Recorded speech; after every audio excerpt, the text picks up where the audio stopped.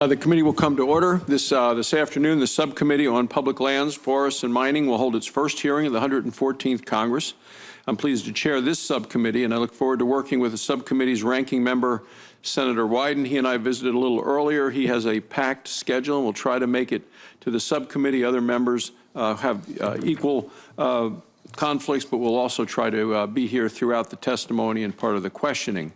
Senator Wyden has always been an engaging and willing listener when he chaired this panel, and I intend to extend the same courtesy to him and to all members of the committee.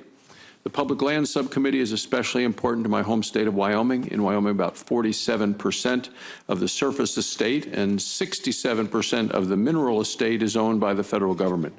This means that decisions made in Washington have an extraordinary impact on the people of Wyoming.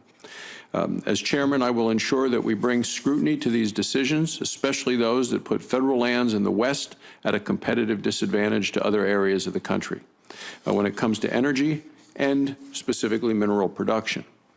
Today, this subcommittee will examine the Bureau of Land Management's final rule on hydraulic fracturing. BLM issued its final rule on March 20th, 2015. It is scheduled to take effect on June 24th. I continue to believe that BLM's rule is a solution in search of a problem. Wyoming has among the strictest hydraulic fracturing regulations in the country, and these regulations already apply to federal lands within our state. In 2013, the Wyoming delegation called on Secretary Jewell to exempt Wyoming and other states from this rule. Secretary Jewell rejected this request and instead provided states with an opportunity to obtain a so-called variance from the BLM's rule. I'm interested to know how the variance process works and whether states have any interest in pursuing it. I'm also interested in understanding the larger impact that this rule and other regulations will have on oil and gas production in the West. In addition to the hydraulic fracturing rule, the Obama administration plans to issue 3 other major rules for oil and gas on federal lands. The administration plans to issue a new rule for natural gas venting and flaring, and also rules which would increase royalty rates. These regulations and those that the administration has already imposed have put Wyoming and the West at an even greater disadvantage to other areas of the country.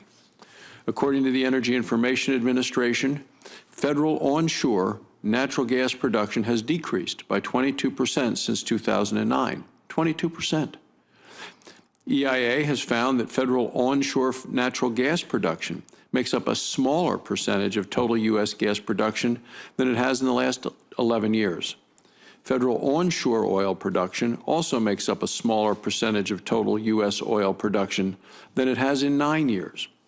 While these numbers reflect new production on state and private lands, they also show that federal lands are becoming less competitive with state and private lands.